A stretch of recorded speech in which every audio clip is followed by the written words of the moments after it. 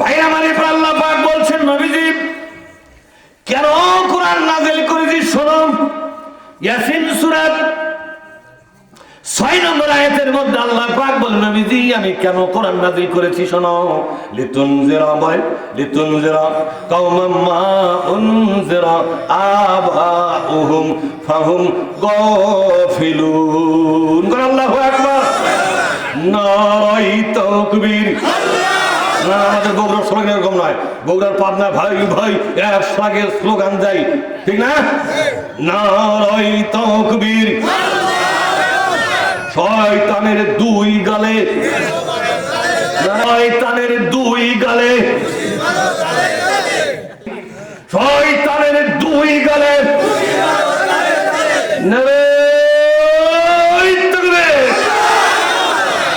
গাও গরম হচ্ছে, চলবে ওয়াজ যখন চলবে, কিন্তু কণ্ঠটার মালিক থেকে এই বয়সে আল্লাহ রব্বুল আলামিন আমার কণ্ঠকে যুবকের মতো করে দিয়েছেন। যখন কণ্ঠ শুনে কি মনে হয় আমি বুড়া হয়েছি? সাইজে দেখতে বুড়া হয় মনে হয়, কিন্তু অডিও যখন শুনবেন তখন মনে হবে এটা বুড়া নয়, এটা 35 বছরের যুবক। তাই মনে হয় না? এই কণ্ঠ শান দেওয়ার দায়িত্ব কার? আল্লাহ যদি মনে চায় আমার গোলামের মাধ্যমে আমার কোরআনটার দাওয়াত দেওয়াবো, তিনি কণ্ঠ ভালো রাখবেন। যদি মনে চায় তোর মতো লোকের দরকার নেই, কণ্ঠ ভেঙে দিবে, দেবে কিনা জোরে কন। কিন্তু এ বছরে পর্যন্ত আল্লাহ কণ্ঠ আমাকে টনটনা করে দিয়ে রাখছে।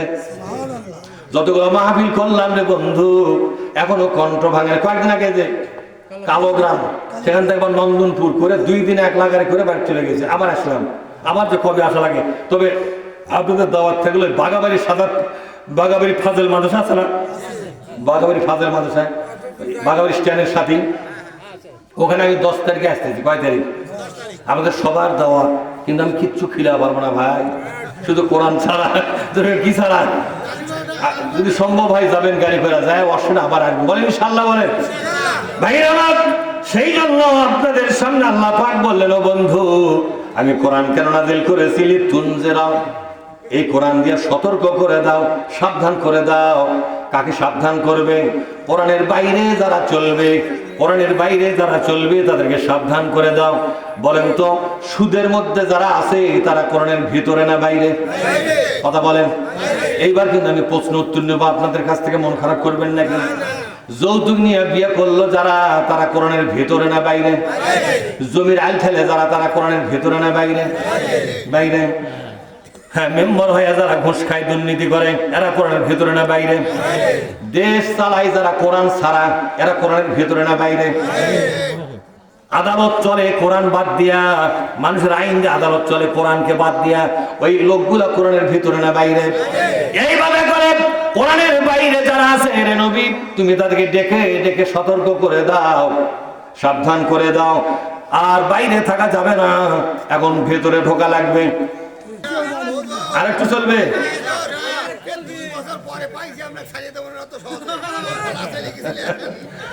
তারপর তো মজা লাগতেছে নাকি?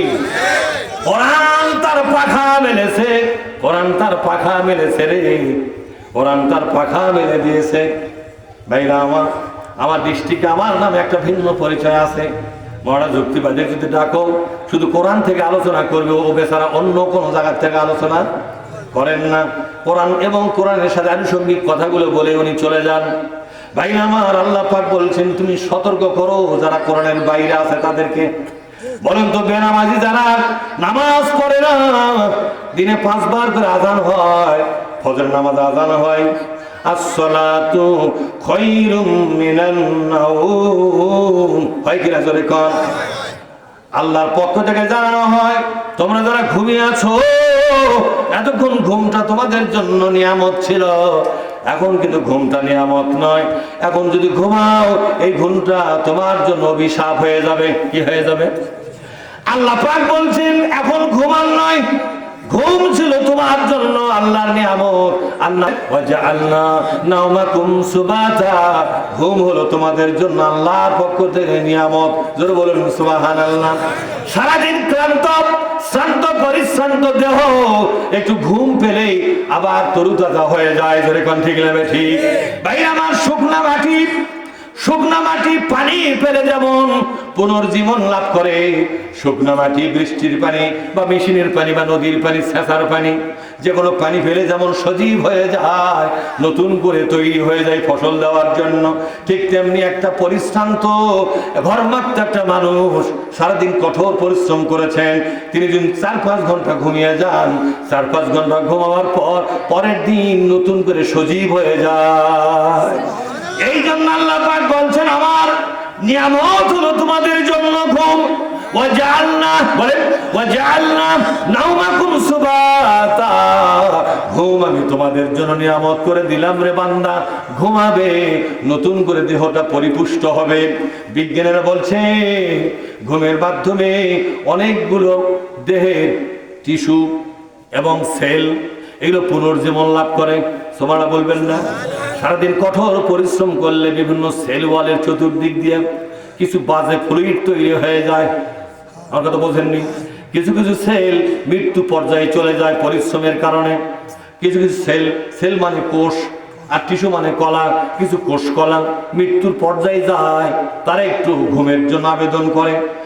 এই আবেদনটা নার্ভের মাধ্যমে, সেন্সরি নার্ভ সারা দেহ ছড়ায়া দেওয়া আছে, সেন্সরি নার্ভের মাধ্যমে পিটুইটারি গ্ল্যান্ডের মধ্যে যায়। কোন গ্ল্যান্ড জোরে কোন?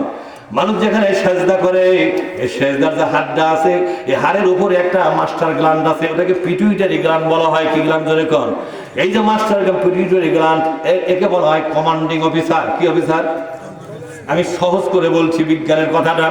কমান্ডিং অফিসারের কাছে যায়, যা বলে আমাদের একটু ঘুম দেন, আমাদের একটু ঘুম দেন।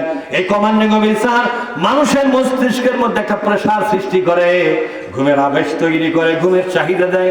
খালি বলে তোরা গল্প করিস না, আমার কেন যেন ঘুম পাচ্ছে। এই ঘুমটা নিজের দায়িত্ব নয়, এখান থেকে কমান্ড করা হয়েছে এখন ঘুমায়া যাও। চোখটা বন্ধ হয়ে যায়, মাথাটা এড়িয়ে যায়, স্যালো মেশিন চলে, এরোপ্লেন চলে, ভুটভুটি চলে, ডিপ মেশিন চলে, চলে কি চলে না? বড় বড় মেশিন চলে, তারপর ওর মধ্যে ঘুমায়া যায়। বান্দা যখন ঘুমায়া যায় 4-5 ঘন্টা পর লোকটা সতেজ হয়, সজীব হয়, নতুন করে কাজ করার জন্য হিম্মত ফিরে পায়। এবং বিজ্ঞানীরা বলছেন শুধু তাই নয়, মরা মরা ভাব হয়ে গেছিল কিছু টিস্যু এবং কিছু সেলের, এগুলো আবার নতুন করে প্রাণ শক্তি ফিরে বেশ সজীব হয়ে যায়, মৃত্যুর হাত থেকে তারা বেঁচে যায়। এই জন্য আল্লাহ নবী বলছেন আন্নাউমু নিসফুল মাউত, মৃত্যুটা হলো, ঘুম হলো অর্ধেক মৃত্যু। মানুষের ফাইনাল মৃত্যু যখন হয়ে যায়, তখন সেলগুলো এই যে ফাইনাল ঘুম হয়ে গেল, ফাইনাল মানে মৃত্যু, এটা ফাইনাল ঘুম, আর কোনদিন জাগবে না। যখন জাগবে নাকি? আর কোনদিন জাগবে না। যেই না ফাইনাল ঘুম হয়ে গেল, এই ঘুমের কারণে ভেতরকার সেলগুলো পচা শুরু হয়ে যায়। মাত্র 24 ঘন্টা, কয় ঘন্টা? 24 ঘন্টার ভিতরে সেল এবং টিস্যুগুলো পচে দুর্গন্ধ বের হয়, হয় কিনা জোরে কোন? সবচেয়ে বড় কথা, পায়খানা রাস্তা দিয়ে পোকাগুলো বের হয়ে যায়, নাভির থেকে নাভি ফেটে গিয়া পোকাগুলো বের হয়ে যায়। এ হলো মানুষের জীবন। ও বন্ধু, এই জন্য এই ঘুম হলো আপনার জন্য নিয়ামত। কিন্তু ফজরের আযান যখন হবে, যখন বলবে হাইয়া আলাস সালাহ, বলবে কেনা ধরে কোন?